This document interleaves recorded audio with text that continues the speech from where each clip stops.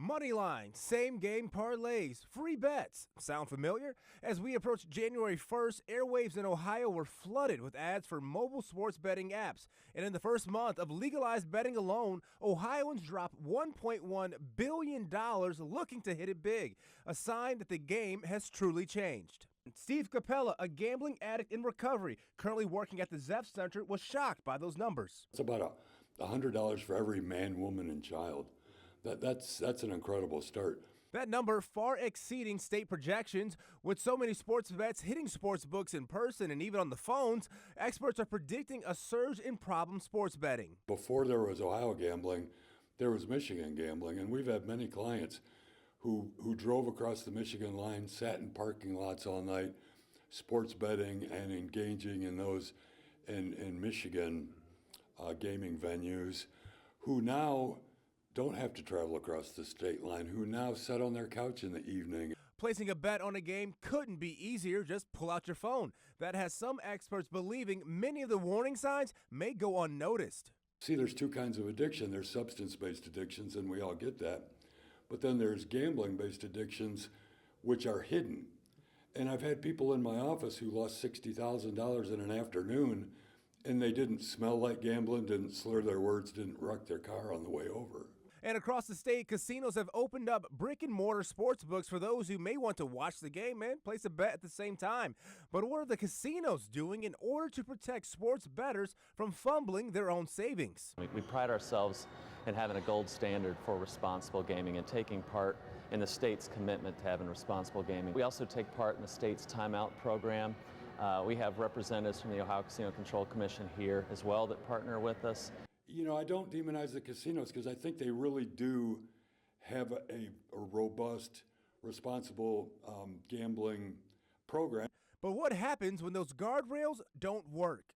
When we talk about gambling being a harmless addiction, people don't overdose from gambling, they commit suicide. They end up in divorce court and bankruptcy court and felony court for embezzling. If any individual identifies that they're distressed, having challenges with control, or they're looking for help, that we're immediately available to connect them in with not only resources here on property, but also resources in the community. Sports gambling is just getting started here in Ohio. The Barstool Sportsbook restaurant recently opened at the Hollywood Casino in Toledo and will welcome bettors and non-bettors alike. But what type of advice can you take with you if you decide to test your luck on your team? Understanding that this is never a way to make money, and as passionate as you are about your team, and you may know the statistics going back to 1954, that doesn't mean you're going to be able to predict what's going to happen on the next play or the next day. It always comes down to random chance. And I don't know about you, I'm not that lucky. Well, some signs of problem betting include using a credit card to finance your habit, money missing in the household, lying about wins and losses, and even hiding your bills and debt. If you or someone you know has a problem, you can reach out to the Ohio Problem Gaming Hotline at 800-589-9966. Reporting in Toledo, James Starks, 13 ABC, Action News.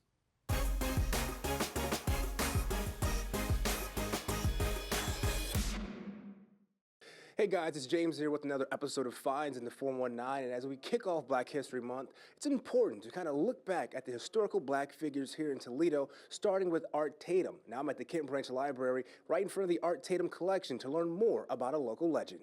Art Tatum was born in Toledo in 1909. He was lauded as a teenage jazz prodigy, quickly rising through the jazz scene. Tatum even receiving some high praise from jazz legend Duke Ellington, who would stop in and see him play when he stopped through the Glass City. Started playing at local clubs. A lot of jazz artists, famous people like Duke Ellington and, major artists would route themselves through to Toledo just to be able to see him because he was so prodigious with his skills and how his reputation grew really fast. To keep his legacy alive, the Kent Branch Library created the Art Tatum African American Resource Center in 1989. Filled with art, artifacts, and literature spanning a wide range of topics dealing with African American history. The Tatum Center was meant to be a steady and dependable resource for the community. It covers the history of African Americans in this country. So in the collection, you'll find things that deal with all the things that show black people's contributions to the country. As we continue throughout Black History Month, the Art Tatum African American Resource Center serves as a way to commemorate Toledo's jazz legend and a record of the African American experience. I like to tell people Black History Month is every day because it's an integral part of American history. Tonight we conclude that series as 13 Action News anchor James Starks has a look at how Tatum's legacy lives on with the next generation of jazz. The life and legacy of Art Tatum has lived on long past his death, and you can see that firsthand right here at the Toledo School for the Arts. Located at 333 14th Street, the Toledo School for the Arts has students studying all disciplines, including a trio of musicians who simply love what they do and do it in their own way. Meet Maddie.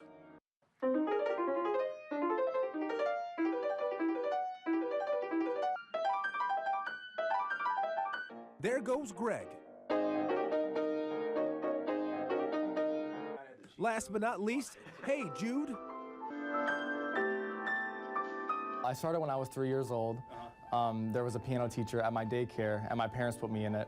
And I really started to fall in love with music. So piano, when I used to hear songs on my radio, and I started playing, I'll be seeing like tutorials on YouTube, and I'll be following the tutorials. When I was 7, I think, I can't remember why I wanted to start playing, but that's when I started playing. Everything beautiful, every beautiful emotion. I feel like I love the piano because 100% freedom. I feel like with jazz, it's the most freedom that you can have. My favorite is gospel, because jazz is like more expressional, playing double time swing. I mean, Maddie said it very well, just like the very extreme levels of freedom with jazz.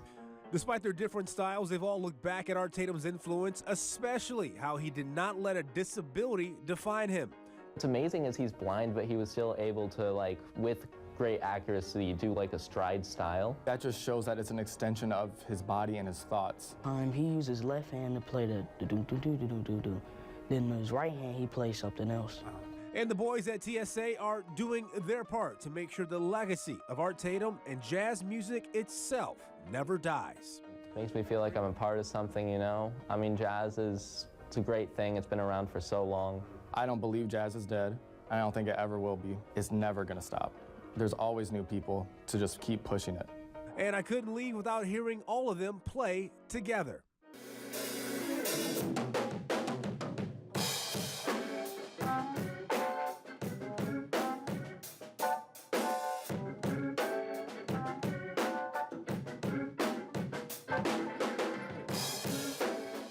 Reporting in Toledo, James Starks, 13 Action News.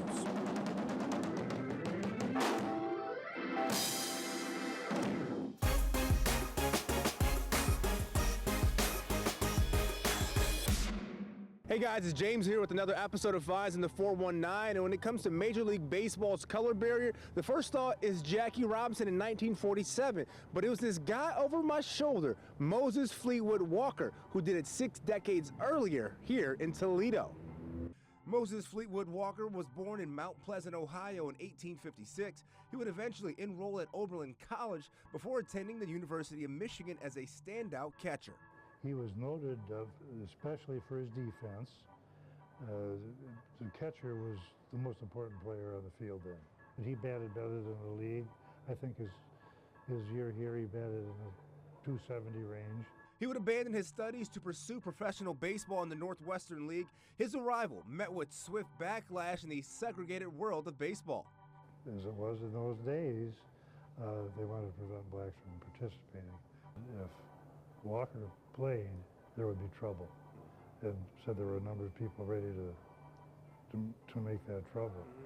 After a successful 1883 season, the Toledos, as they were known, made the jump to the American Association in 1884. And with that, Moses Fleetwood Walker became the first black man to play Major League Baseball. And I don't know that he was trying to be a trailblazer for his race. He was trying to play ball, but he suffered for it.